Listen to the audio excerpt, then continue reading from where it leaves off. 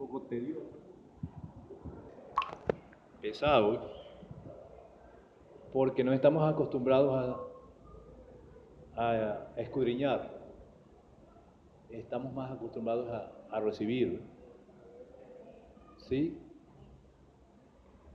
Pero qué bonito es cuando uno logra enamorarse de algo o de alguien. Yo siempre hago esa comparación, tal vez no tenga mucha relación, ¿ve? Pero yo hago la comparación es como cuando yo conocí a mi esposa. Cuando la vi por primera vez era bajita. Mi esposa se parece un poquito a la hermana, ¿ve? Morenita así. Me caía mal la señora, ¿ve? La señorita. Pero a medida que la fui conociendo, porque me enfermé en la Universidad de Mérida y ella trabajaba ella trabajaba en el ambulatorio Venezuela y me tocaba ir a que me inyectaran. Y resulta que quien comenzó a inyectarme fue ella, ¿ve? Y comenzamos a hacer amistad y comencé a conocerla. Y vi que era una muchacha educada, que comunicaba. Vi que era bonita la muchacha, por dentro. Terminó siendo mi esposa, pero a medida que la fui conociendo como esposa, más todavía me fui enamorando. Y tenemos 44 años de casado ya. Ahorita en septiembre cumplimos los 44 años y a medida que la conozco, más amo a mi esposa. Pero he tenido que pasar los temperamentos de ella. Ella es colérica, melancólica, ¿ves? Y cuando se le sale, tiene uno que estar morir callado. Ya uno sabe más o menos, ¿verdad que sí? Usted sabe cómo es su esposo, usted sabe cómo es su esposa y sabe qué es lo que no debe hacer para que no se suba el apellido. ¿Verdad que sí, hermano? Hermano, y uno que nació para sufrir, pobrecito yo, ¿verdad? Ajá. Nosotros los hombres somos muy sufridos en este mundo, hermano.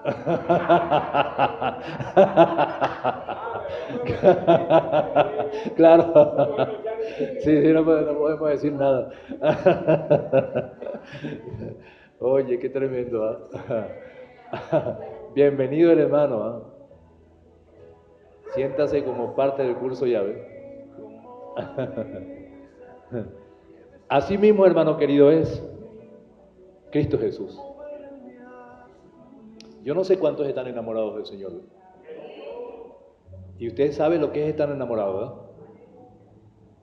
Aunque peleemos, mi esposa y yo, bueno, por algo tengo 44 años. Si no, ya me hubiese divorciado. Ah, gracias, Señor. Mira, si no hay Biblia, ustedes dicen. Estar enamorado de Cristo, hermano, no es simplemente venir a hablar en lengua, ¿verdad? Danzar, unción del Espíritu Santo, manifestaciones del Espíritu Santo. Enamorarse de Cristo es conocer a Cristo. ¿Ven? Yo conozco a mi esposa, y perdóneme la comparación, ¿sí? Pero es que yo lo hago así porque es la experiencia mía, ¿verdad? Yo ya sé cómo es mi esposa biológicamente, anatómicamente, sentimentalmente y hasta amorosamente. ¿Sí? Y ella me conoce a mí. Hermano, así hay que conocer al Señor. Cuando uno conoce así al Señor, wow, hermanos. Mire, pase lo que pase, no se separa del Señor. Amén. Anoche me llamó la atención lo que testificó el hermano Samuel de mí, ¿eh? No me imaginaba que él tenía ese concepto de mí, ¿eh?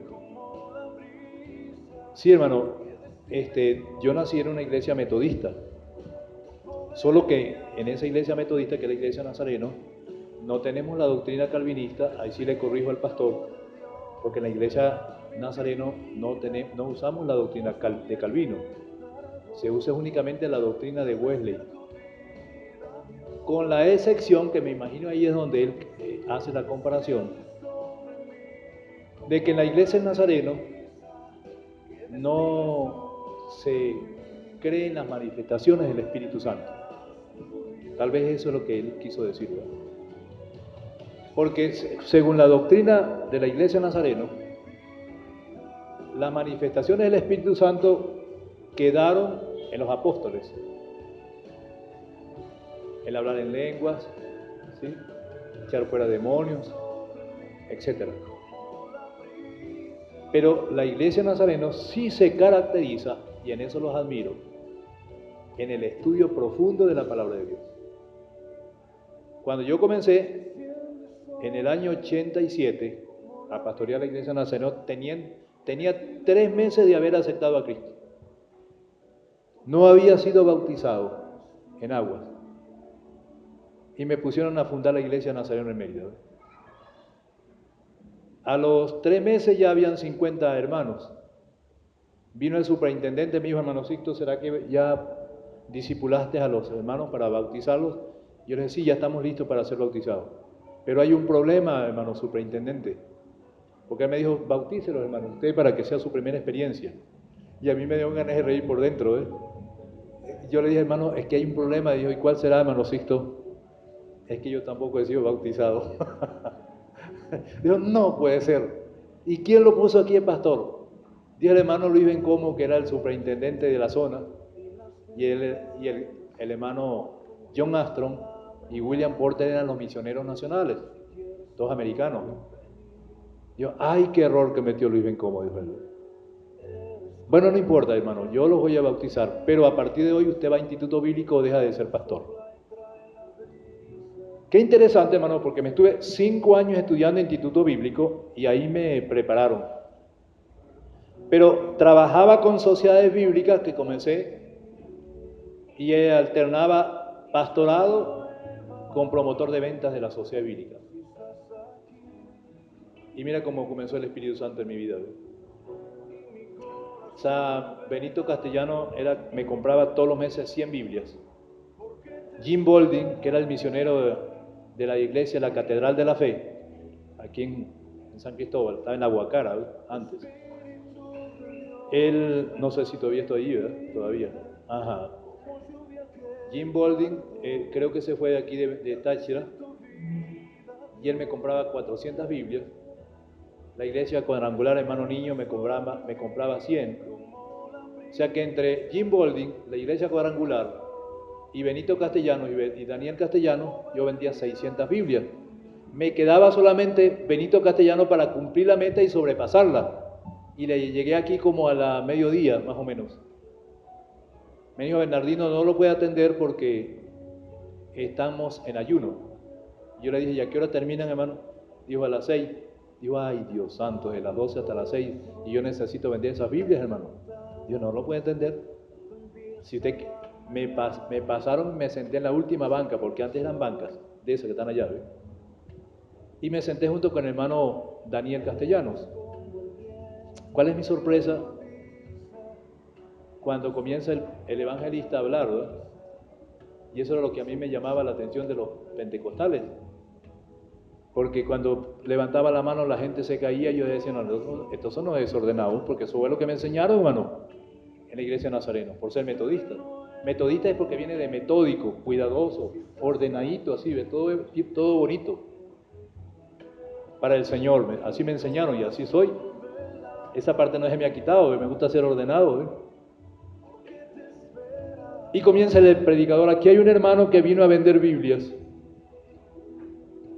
Y él cree que vino a vender Biblias. Aún más, para que sepa que soy el Espíritu Santo que estoy hablando, te saqué del internado judicial de Mérida.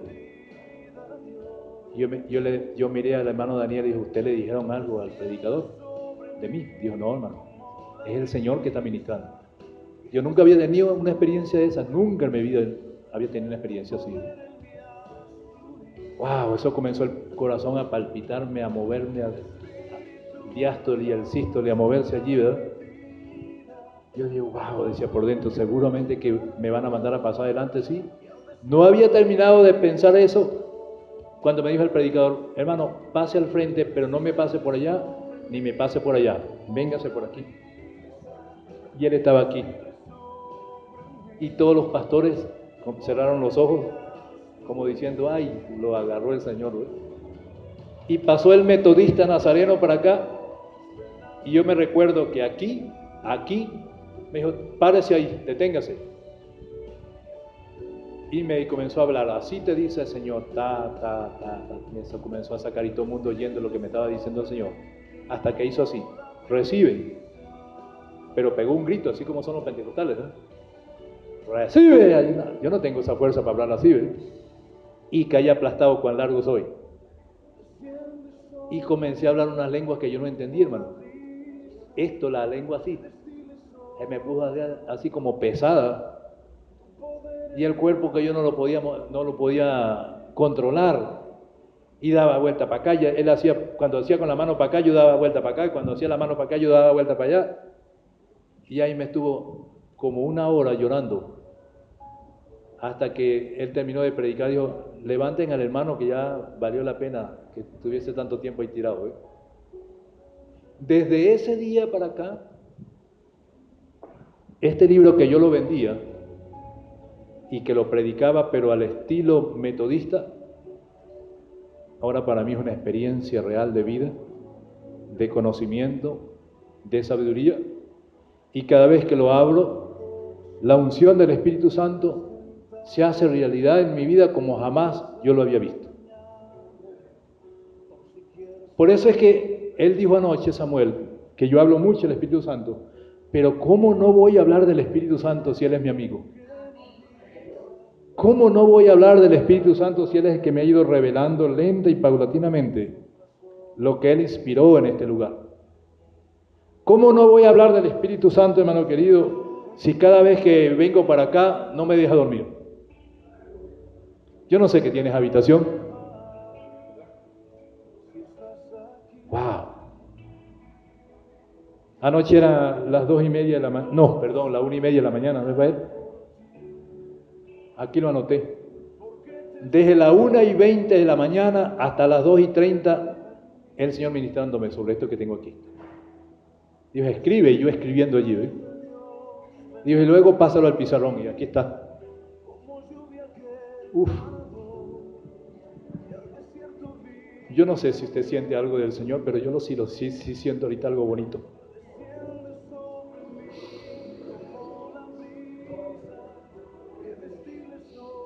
El Señor sabe que estoy enamorado de Él. No lo puedo engañar, no puedo dudar, ni me puedo callar. Cada día estoy más enamorado del Señor. Lo amo, hermanas. Estoy en su primer amor. Como hace 29 años, cuando Él me encontró a mí. Y desde ese día para acá me he enamorado de su palabra, y más aún cuando en Sociabílica me llevaron a revisar la Reina Valera 95. ¡Qué experiencia, hermano querido! Y esa experiencia la tengo plasmada aquí. Yo le dije, Señor, yo quisiera, Señor, tener un instrumento de punta que se está usando ahorita para colocarlo y que el equipo hable. Y él me dijo, no, hijo, hable usted. Use lo que usted tiene, no se valga de los demás. Por eso te mandé el mensaje, ¿sí? Yo dije, ¿el pizarroncito otra vez, Señor? Dijo, el pizarroncito otra vez. Y aquí está escrito este uncial. Si hablamos desde el punto de vista de traducción, podríamos llamar esto un uncial, o podríamos llamar esto un pergamino o un elemento textual, para que yo pueda entender, yo, Sixto Gregorio Toro, de qué manera el Señor se ha glorificado en medio de la humanidad y de la historia, para que su palabra se conserve y esté en nuestras manos. Bendito sea mi Dios. Y eso es lo que vamos a compartir en esta noche. Pero antes de compartirlo, vámonos a la guía, a la página 2, que allí hay unos conceptos bíblicos sobre lo que significa el término escritura. Porque de eso trata, hermano. Este es un libro más.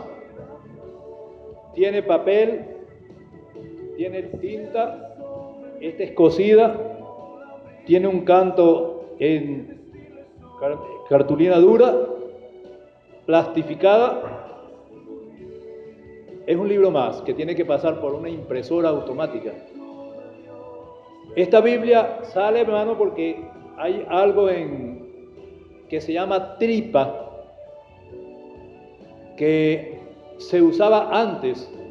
Ahora con la nueva tecnología eso desapareció y ahora aparece en internet, pero el internet privado de la Sociedad Bíblica en su plataforma, para que simplemente pulsar un botón e imprimir millones de Biblias en una máquina impresora.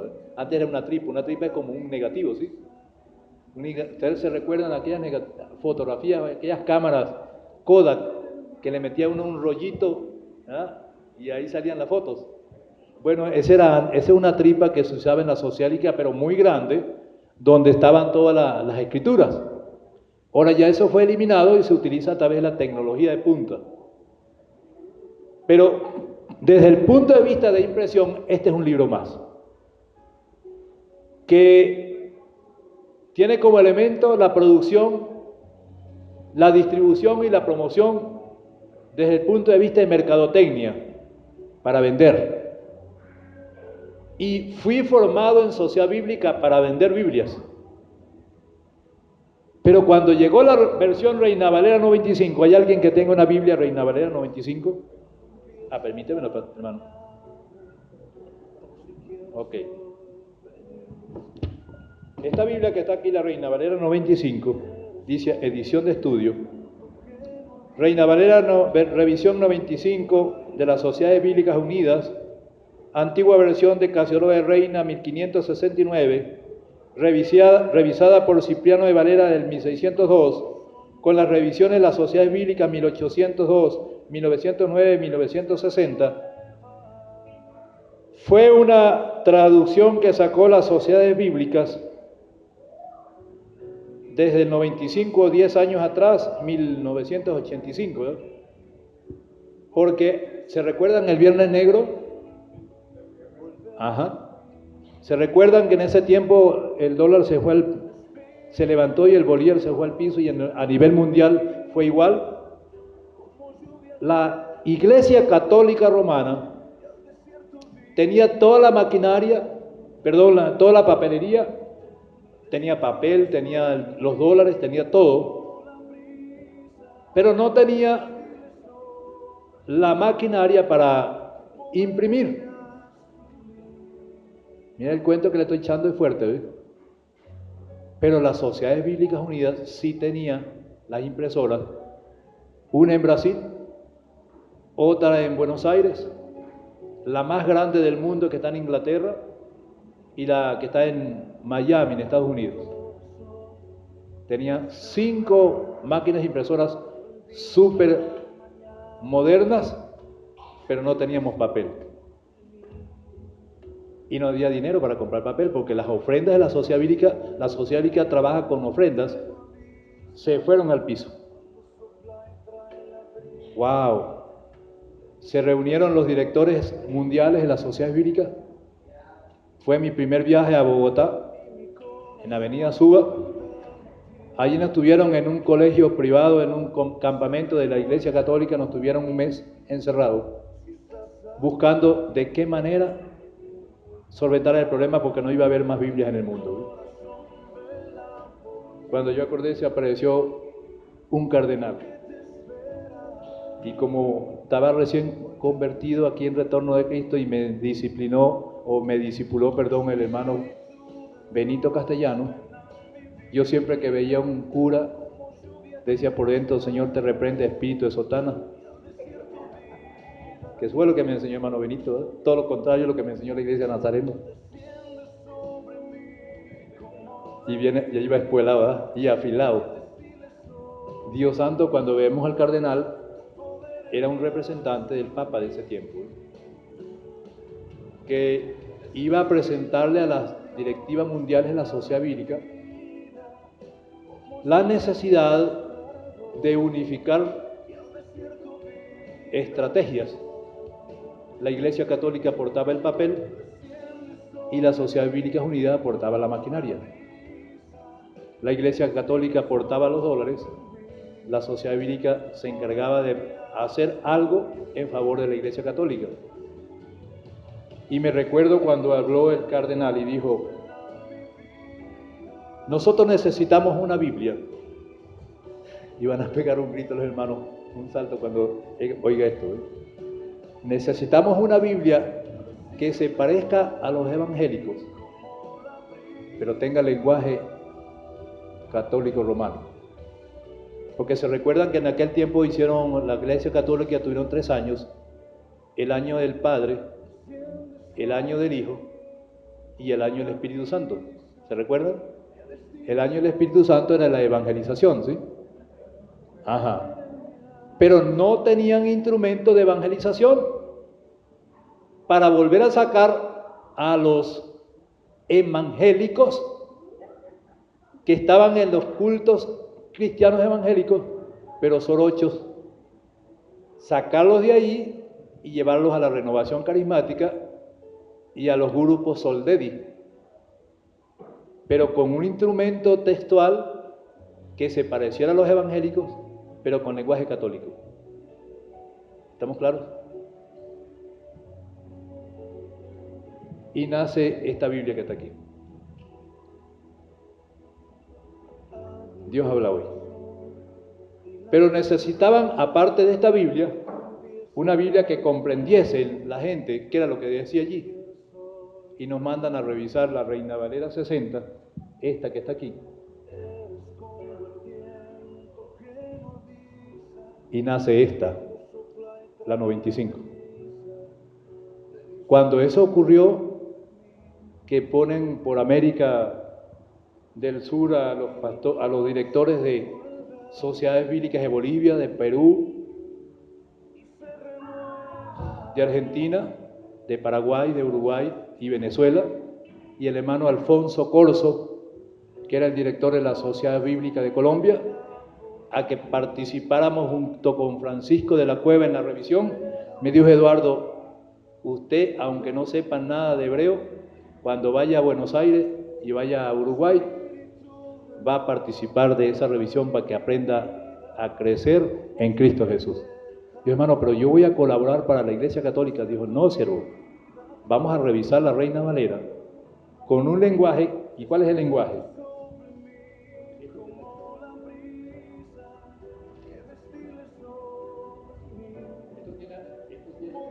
Introducción.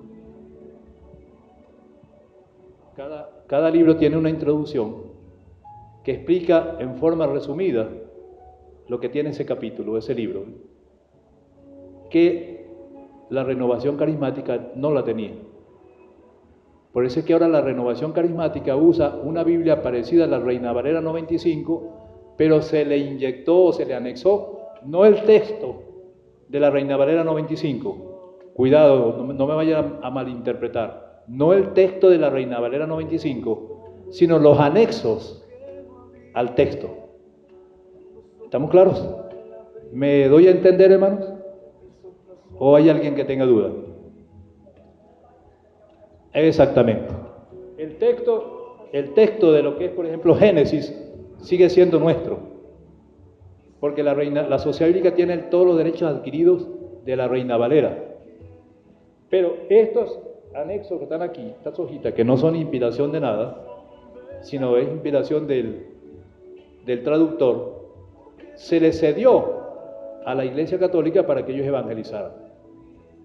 Entonces, cuando usted compra una Biblia Jerusalén, una Biblia del Alba, o una Biblia, inclusive la Torre Hamatz, ya se va a conseguir con ciertas explicaciones, que fue el convenio que se hizo para que saliesen ellos del problema y nosotros, mientras que pasaba el Viernes Negro, solventáramos también nuestro problema. Pero fíjense qué interesante, hermanos.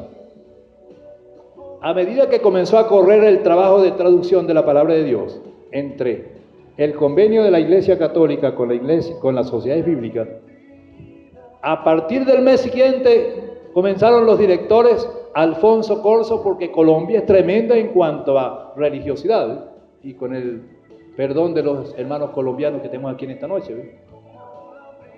Ay, perdón, siervo. No me vaya a meter un bibliazo en el nombre del Señor, ¿eh? Pero dice el hermano Corso que nunca había visto tantos curas renunciar a la iglesia católica para entrar a la iglesia evangélica. O sea que los curas querían hacernos o hacer una jugada estratégica y perdieron porque comenzaron a perder sacerdotes. Por lo tanto nos llamaron y nos dijeron: le retiramos la ayuda, le retiramos el papel, arréglensela ustedes como puedan. Entonces allí fue cuando nació la necesidad de recoger ofrendas. Y se recuerdan que habían unas alcancías azules que decía siembra y cosecha, Sociedad Bíblica Unida. Entonces comenzamos a repartir alcancías a diestra y siniestra por toda Venezuela para poder recoger ofrendas y tener nosotros nuestra propia impresión. Y mire qué interesante, porque la palabra tiene autoridad de una manera tal que cuando comenzamos a recoger la ofrenda, llegó un momento en que Eduardo García le mandó cartas a las iglesias diciendo: ya no ofrenden más porque estamos produciendo millones de Biblias aquí mismo en Venezuela. Y fue tanta la bendición que comenzamos a exportar Biblias para otros países. ¡Wow! ¿Hay poder en la palabra entonces, hermano querido? Por eso cito todo como dijo anoche el hermano Samuel, ahora es pentecostal. Pero por convicción del Espíritu, no por emoción. Sin embargo, pues no se me ha quitado todavía algo de metodista, ¿no ve? Como ve cositas ahí ordenaditas y la cosa, ¿verdad?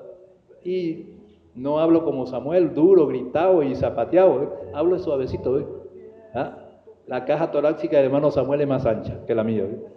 Ok, vámonos entonces aquí a la página 2 y veamos según la palabra del Señor lo que significa escritura. En Mateo 21:42, ahí yo solamente tomé algunas partes de la escritura.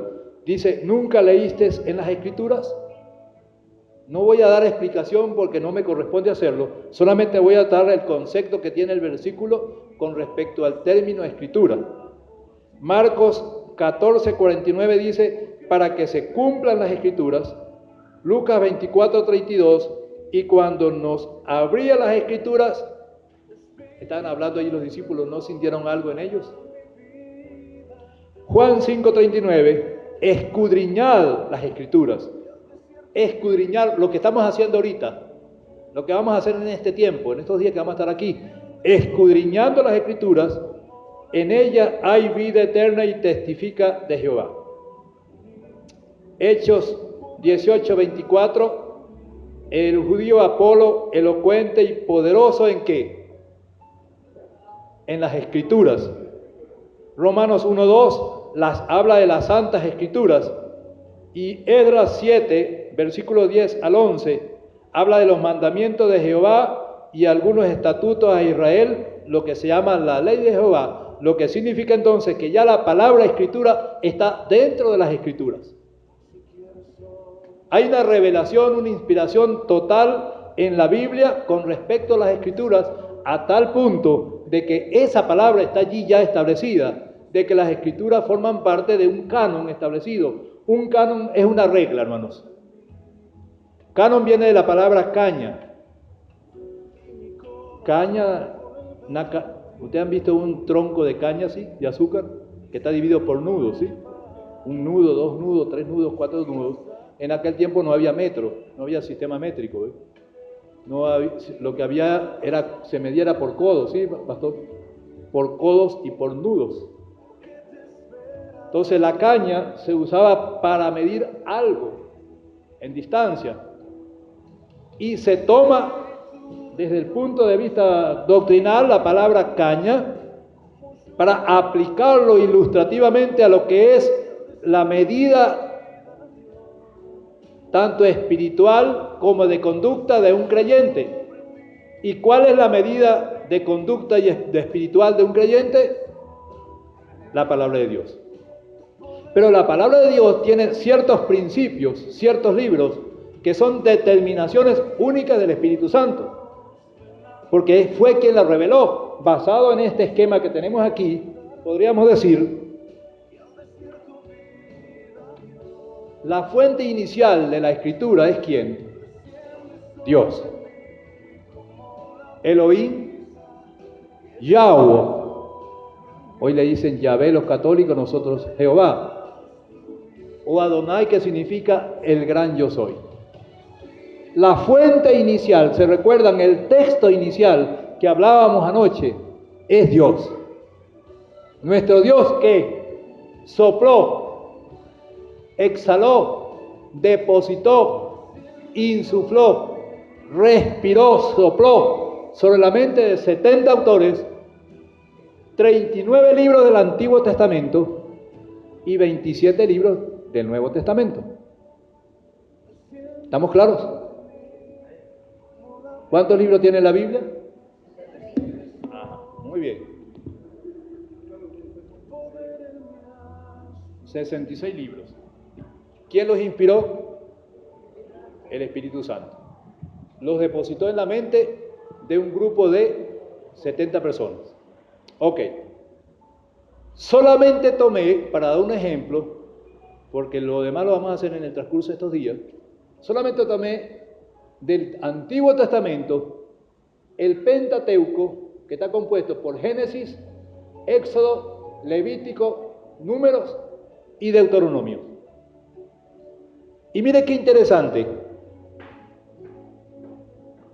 Hoy pude experimentar algo bonito con respecto a esto.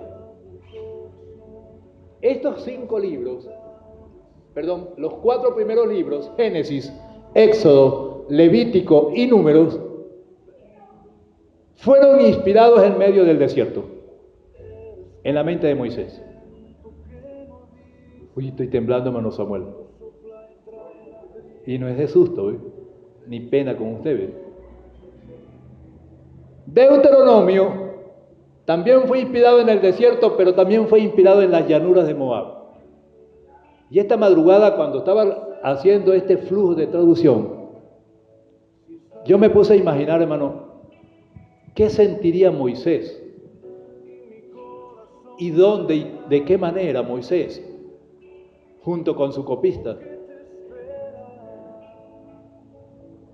recibía la información que le daba el Señor para escribirla? ¿Usted se pone a imaginarse en el medio del desierto? ¡Wow!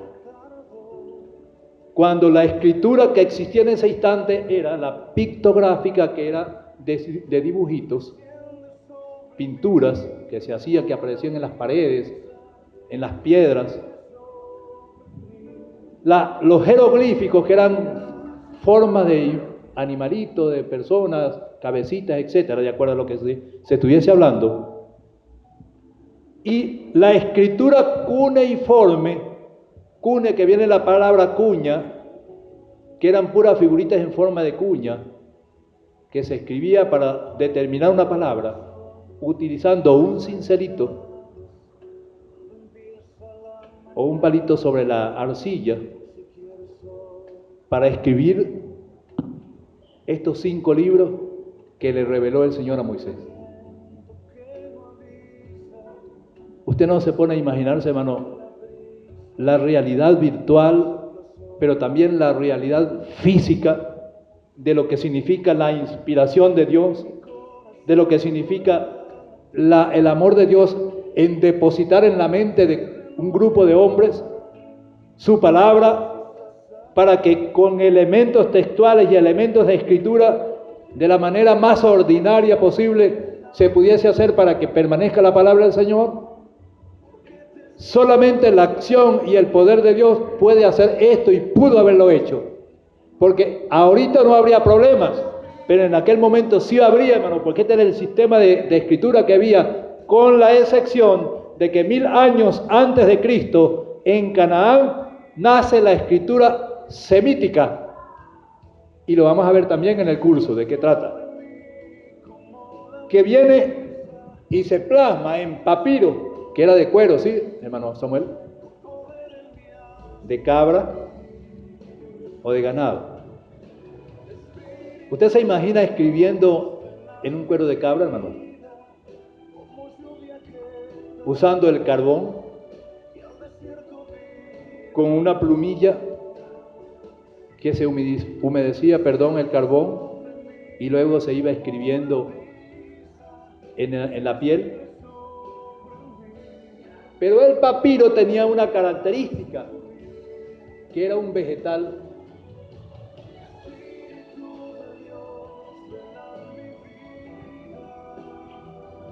de ramas que se machacaban, se ponían al sol, se le echaba agua, se volvían, la machacaban nuevamente y cuando ya estaba seco era que escribían.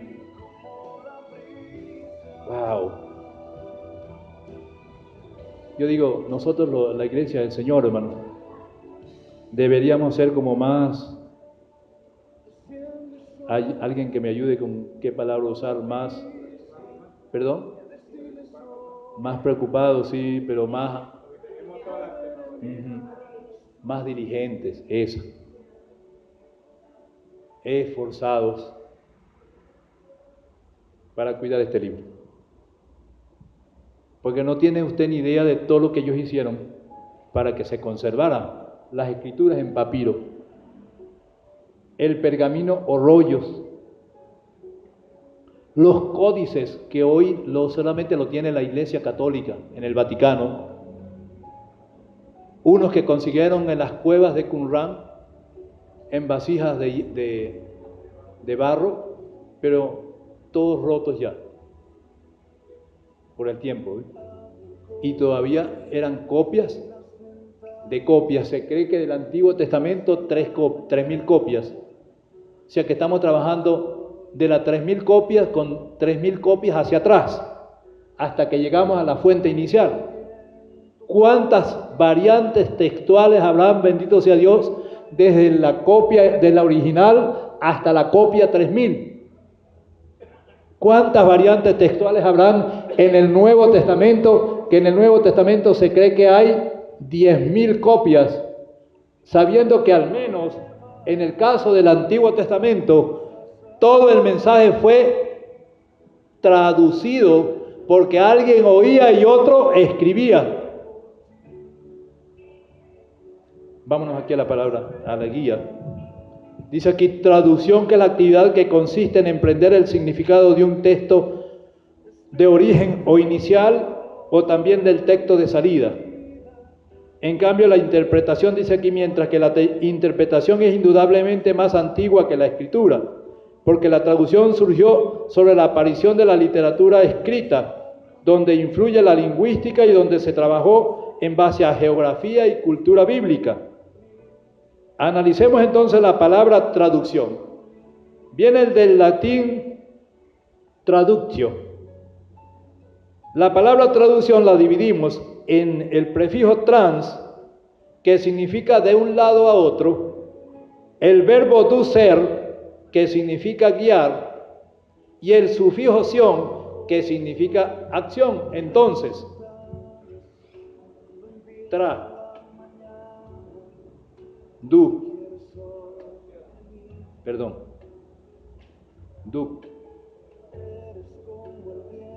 Este significa mover de un lado para otro. Porque cuando yo digo how are you, o cuando yo come and here, viene alguien y dice, ¿qué significa come and here? El que habla inglés dice, no, ven para acá, pero otro puede decir, ven aquí. Otro dice, por favor, ven para acá. Cada quien tiene una traducción. Sí, ¿estamos claros?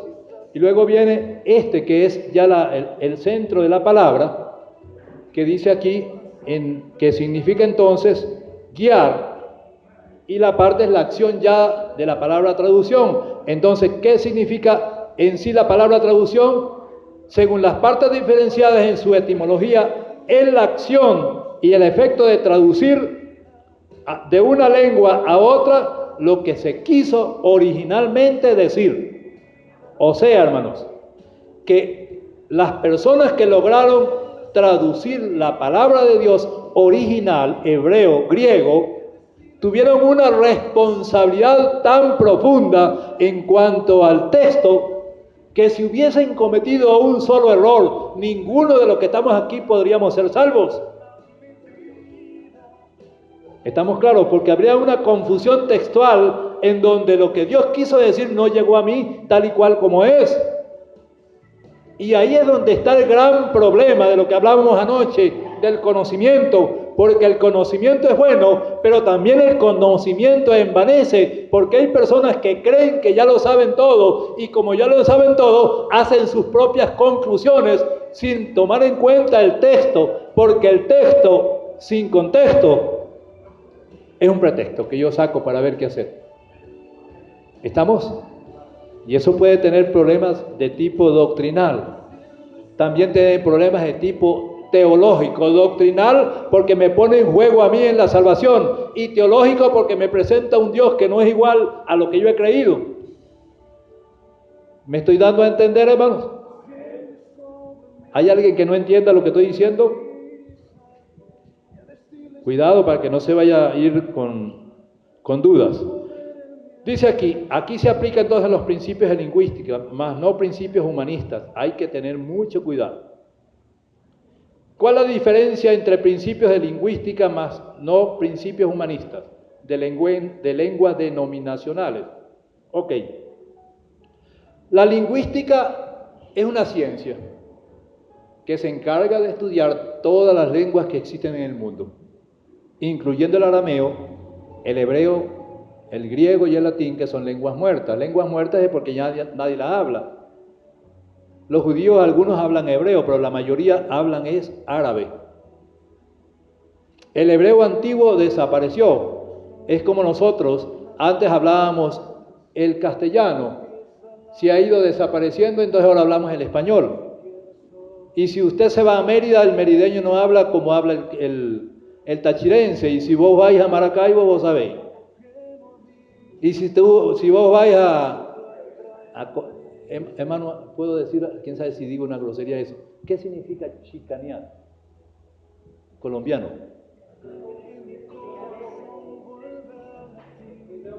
Ajá. Ajá, a mí no me chicanean, ¿verdad? Ajá, eso significa en Colombia.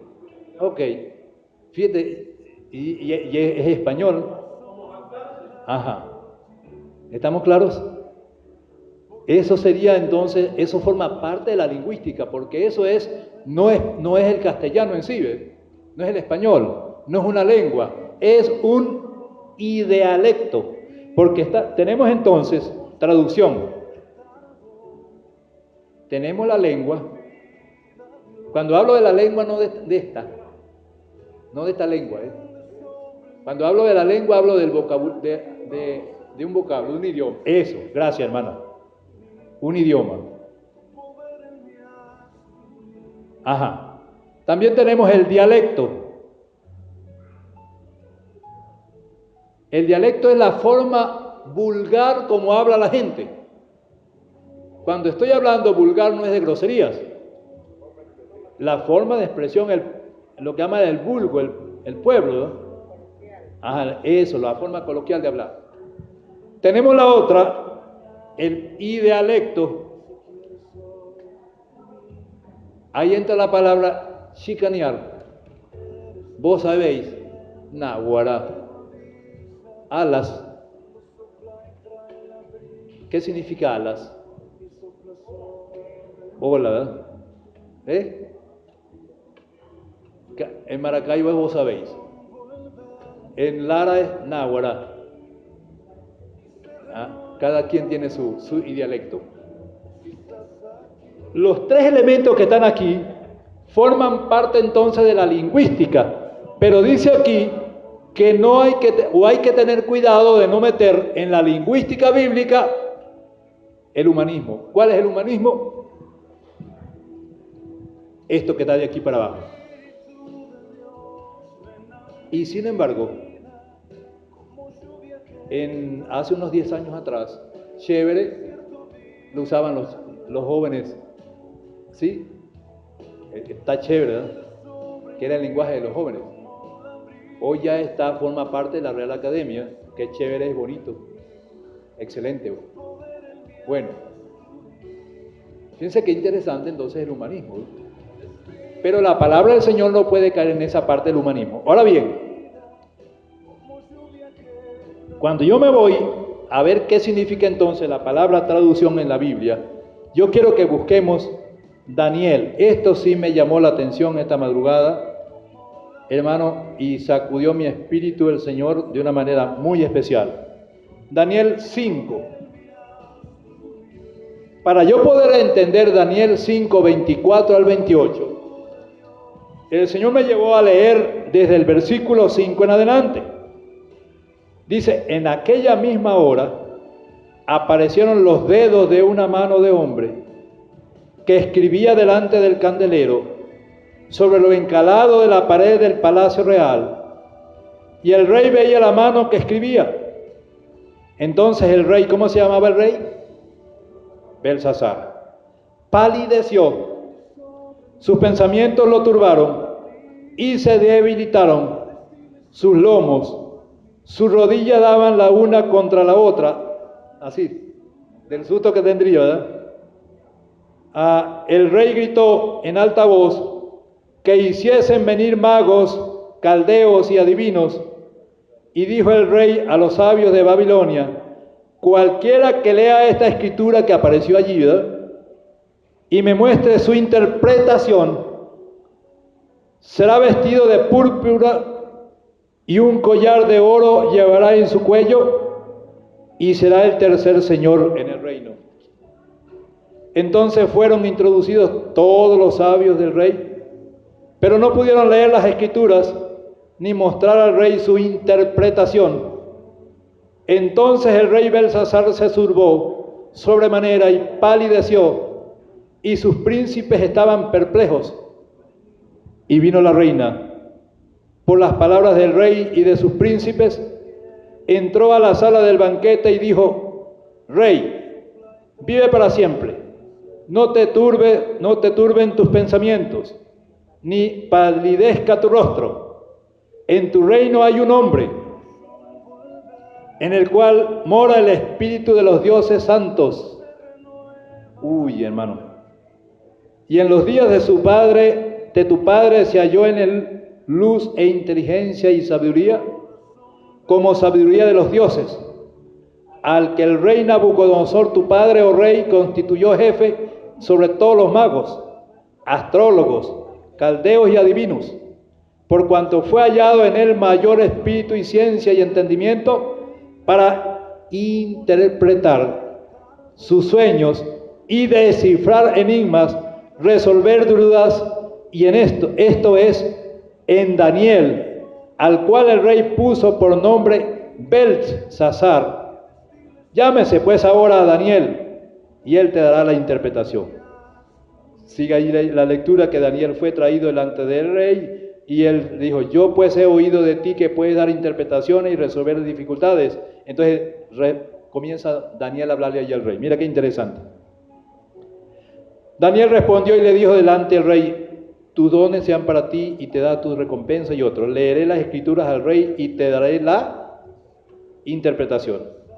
Y comenzó a hablarle allí Daniel, y vemos en el versículo 22, y tú, su hijo Belsasar, tú has humillado tu corazón sabiendo todo esto, sino que contra el Señor del cielo te has ensorbecido, e hiciste traer delante de ti los vasos de tu casa, y tú y tus grandes, tus mujeres, tus concubinas, bebiste vino en ellos. Además de esto diste alabanzas a dioses de plata, de oro, de bronce, de hierro, de madera, de piedra, que ni viven, ni oyen, ni saben, y al Dios en cuya mano está tu vida y cuyos son todos tus caminos, nunca lo honraste. Y aquí viene lo que Dios quiere enseñarle para el caso que estamos viendo aquí en esta noche, sobre lo que es traducir. Entonces de su presencia fue enviada la mano que trazó. ¿Quién trazó eso? Dios. Y trazó la palabra Mené, Tekel, Uparsin. Y viene por primera vez una interpretación humana. ¿Qué significa Mené? Contó Dios tu reino y te ha puesto fin. Tekel, que traducido pesado ha sido en balanza y fuiste hallado falto. Pérez, tu reino ha sido roto y dado a los medos y a los persas. Mira qué interesante, hermanos, lo que significa entonces Daniel 5, 24, 28, en cuanto a la escritura, allí se está haciendo ¿qué? ¿Una traducción o una interpretación?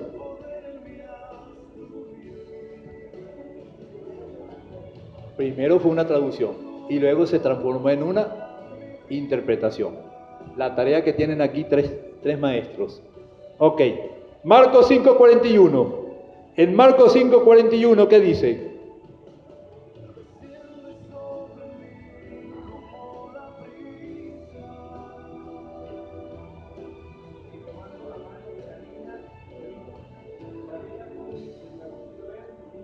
Ajá. Mira qué interesante. Ahí viene otra traducción. Y Mateo 27, 46, Elí, Elí, lama sabatani, que traducido significa, esto es, Dios mío, ¿por qué me has abandonado? Aquí hay tres tipos de traducciones. Voy a hacerle la pregunta a usted, hermano. ¿Esta traducción que estamos viendo en la palabra tendrá que ver con la traducción de las sociedades bíblicas?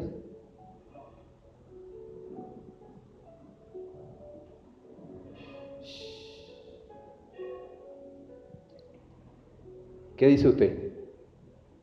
¿Es la misma traducción que aparece allí en Daniel, en Marcos y en Mateo, la traducción que hizo la sociedad bíblica para que salgan estos libros?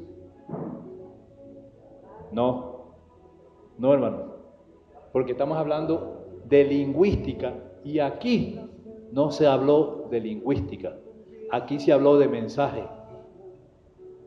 Como cuando se levanta un profeta, un evangelista y dice, hagan silencio que va a hablar el Señor.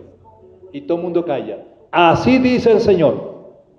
Y comienza a hablar en lenguas. Y se para otro hermano, dice el Señor. Este está hablando en lenguas. Y el otro dice, dice esto y esto y esto. ¿Qué está haciendo el hermano? Está traduciendo. ¿Está traduciendo qué? Un mensaje de la fuente inicial. Ahora bien, oiga bien, hermano, para que quede totalmente claro. Cuando Dios revela, inspira su palabra a los autores del Antiguo y Nuevo Testamento, les habló en arameo y hebreo.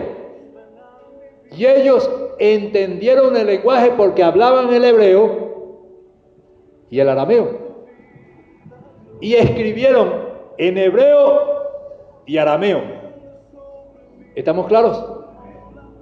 Pero los traductores de la sociedad bíblica no todos estaban no estaban cuando el Señor habló, sino que estamos hablando de 3.000 copias, estamos hablando de 3.000 copias del Antiguo Testamento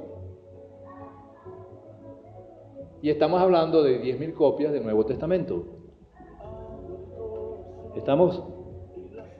¿Qué hace entonces? De aquí en adelante viene entonces a jugar un papel muy importante. Vuelvo a repetir, para que me entiendan más claro. Después de todo lo que hemos visto aquí en la palabra del Señor en cuanto a concepto de traducción, Dios inspiró la palabra. Se la reveló a 70 autores. Los 70 autores oyeron el mensaje. Los 66 libros que están allí. Unos porque lo oyeron, otros en el Nuevo Testamento por testimonio, por cartas y por una revelación, que es Apocalipsis. ¿Estamos claros? En el caso del Antiguo Testamento, que es el más difícil, porque fue que oyeron, nadie dejó una carta, sino que ellos oyeron, la interpretación y la traducción es más profunda, porque yo estoy oyendo al autor inicial de la palabra, y yo tengo que escribir lo que Dios dijo. Yo no puedo inventar lo que Dios no dijo, yo tengo que escribir lo que Dios dijo. ¿Estamos claros? Y Dios dijo, sed santo porque yo soy santo. El traductor o el que oyó tenía que escribir, sed santo porque yo soy santo. En hebreo y en arameo. ¿Estamos claros? Ok. Pero resulta, hermano querido, que no había máquinas de escribir, sino lo que había es este tipo de escritura ¿cómo se llama? Pictográfica, jeroglífica y cuneiforme, y luego vino la escritura de Canaán, los cananitas, que fue la escritura semítica. A partir de aquí en adelante, hermano querido, en los papiros, pergaminos, códices, manuscritos y unciales, quedaron grabados todos los mensajes que dio Dios. Y ahí están grabados, hasta el día de hoy. Ahora bien,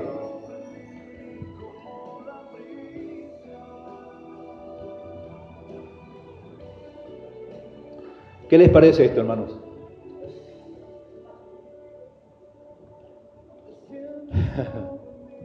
Vámonos aquí a la página 4, perdón. Dice, por eso en las traducciones bíblicas se requiere el análisis conceptual y metodológico de las lenguas, idiomas y culturas en las cuales debe adaptarse la traducción. La traducción inicial fue arameo, hebreo y griego. Y estas Biblias, cualquiera de estas Biblias que están aquí, deben contener el mensaje inicial que Dios dio cuando habló a 70 hombres, en el caso del Antiguo Testamento, que hablaban arameo y hebreo. Si no hubiesen estado los judíos y estaban los tachirenses, ¿en qué lenguaje hubiese hablado el Señor? En castellano, hermano querido. Y ya no aparecería allí, hola, Señor, sino que diría, alas, Señor. Vos y sos. Pero tenemos que sujetarnos a lo que Dios habló. ¿Estamos claros? Muy bien. Qué interesante esto, ¿eh? Hay 3 elementos allí en cuanto a la conservación. 1. Conservación de las culturas iniciales de la palabra con respecto a la lengua que se va a traducir.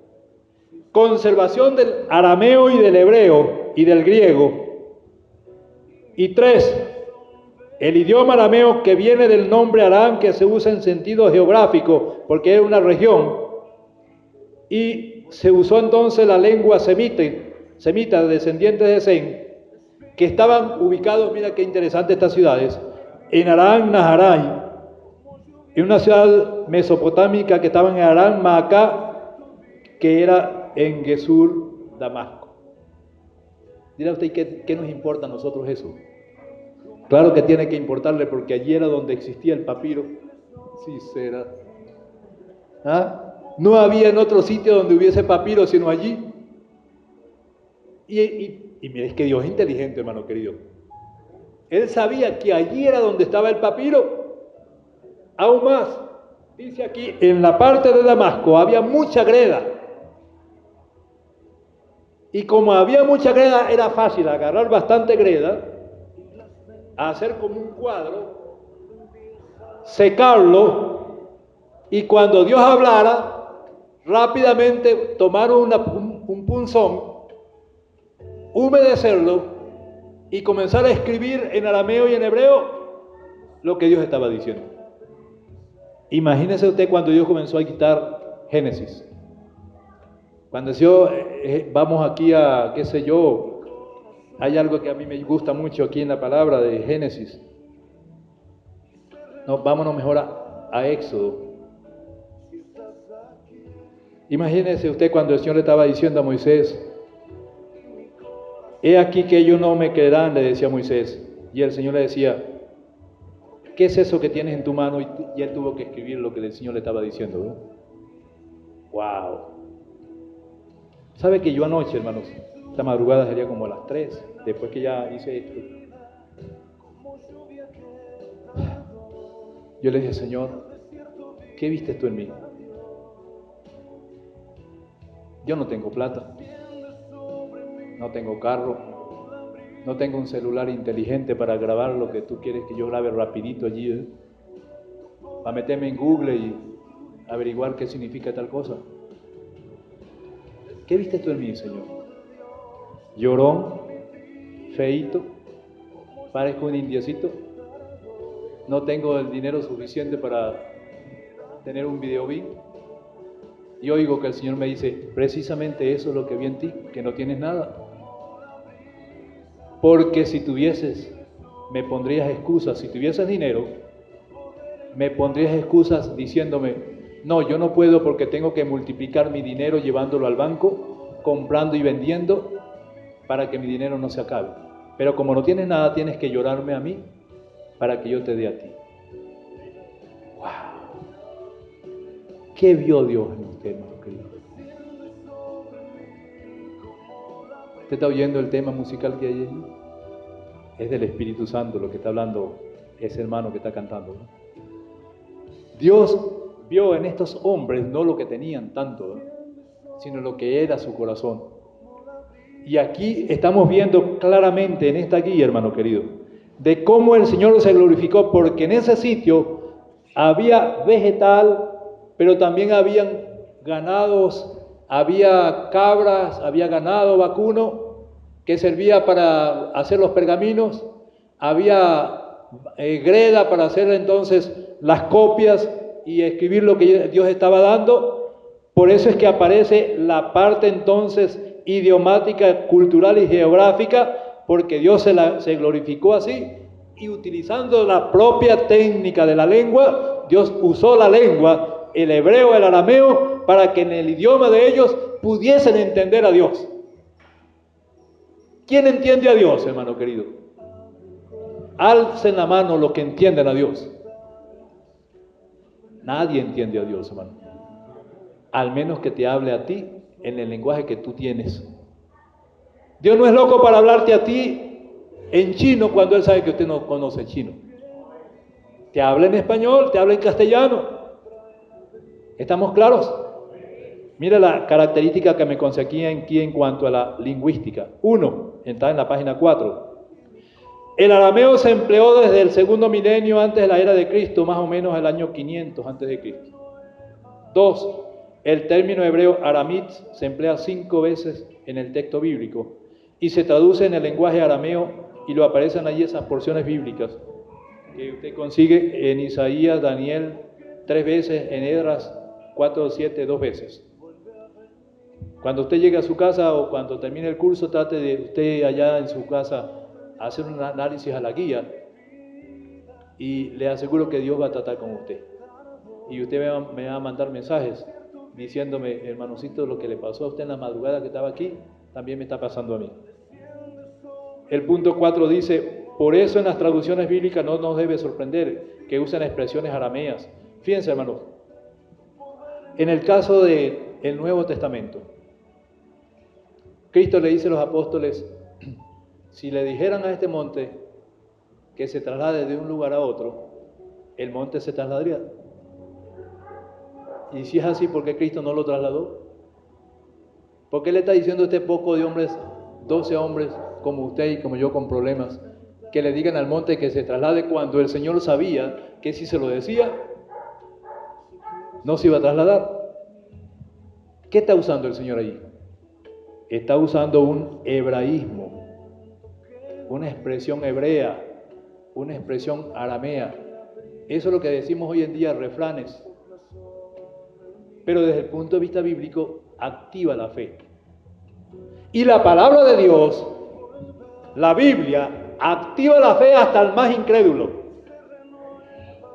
Hasta el cristiano más sorocho que hay en la iglesia evangélica, que hay muchos, por cierto,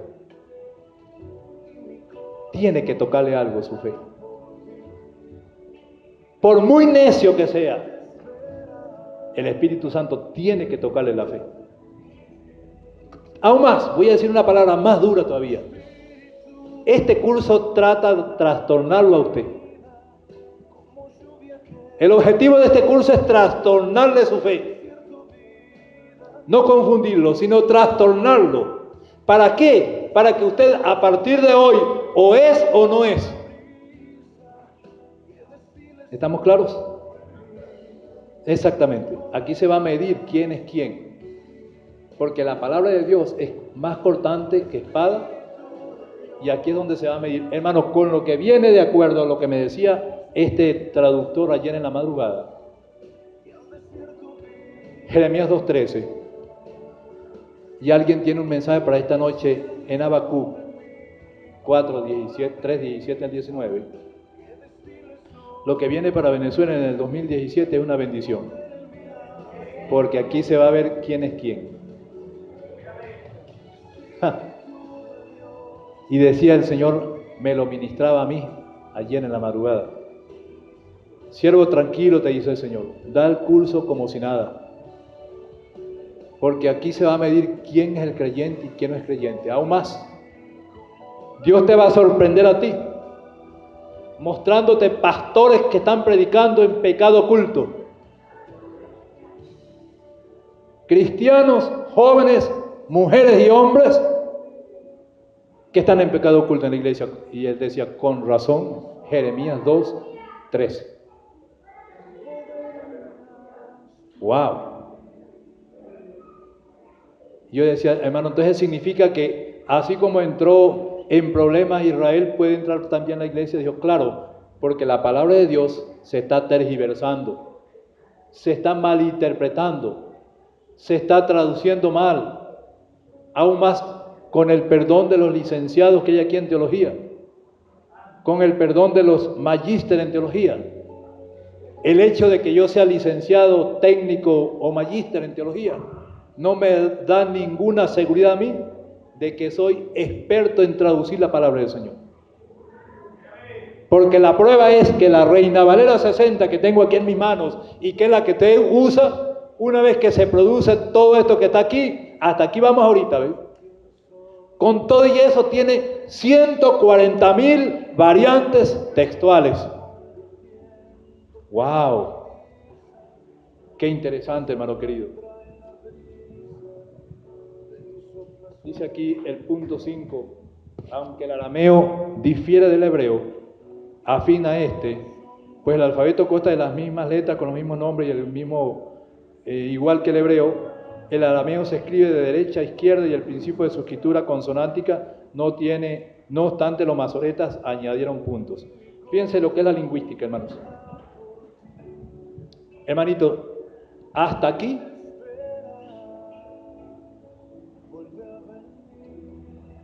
la palabra de Dios llegó limpiecita. Oiga bien, si no entiende, me dice, hermano, vuélvame a explicar porque no entendí lo que usted dijo. No se puede ir con dudas de aquí. Hasta aquí, desde que Dios inspiró a los 70 autores de la Biblia, su palabra, salió limpiecita de la boca de Dios. ¿Estamos claros? Lo que pasa fue que Dios habló en hebreo y habló en arameo. Y el hebreo y el arameo se escribía de para atrás, de derecha a izquierda. No tenía signos de puntuación. No existía el A, E, I, O, U. Solamente tenían consonantes. Imagínese usted qué tuvieron que hacer estos señores que escribieron hasta aquí. Ahora, el problema se presenta desde aquí en adelante. De aquí en adelante, dice, entra el estudio y la aplicación de la lingüística bíblica. ¿Para qué? Para traducir lo que Dios dijo, no lo que Dios quiso decir. ¿Dicen amén? Lo que Dios dijo, no lo que Dios quiso decir. Bendito sea mi Dios. Y eso, los culpables, échele usted la culpa, esta misma noche puede hacerlo, son los copistas que se encargaron, otros le llaman maestros de la Biblia, maestros o escribas.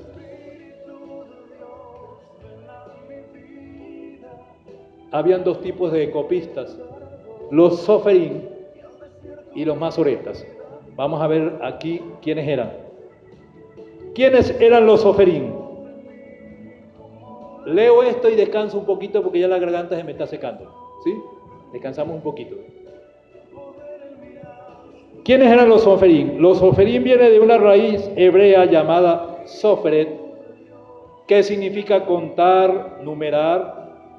Era antepasado de los hijos de Soferet, que aparecen entre los hijos del siervo de Salomón, según Esdras 2:55 y Nehemías 7:57. Esdras pone el artículo definido delante de Soferet, formándose la palabra Asoferet, que significa el escriba. Por eso se cree que los hijos de Soferet eran escribas y copistas. Estos señores que están aquí, Soferim, fue lo que se encargaron junto con los masoretas de hacer las primeras revisiones a lo que Dios dijo. Los masoretas porque usaron unas cosas que se llamaban masoras. ¿Quiere usted saber qué es una masora? Vamos a descansar 10 minutos y seguimos. Vamos a comerciales.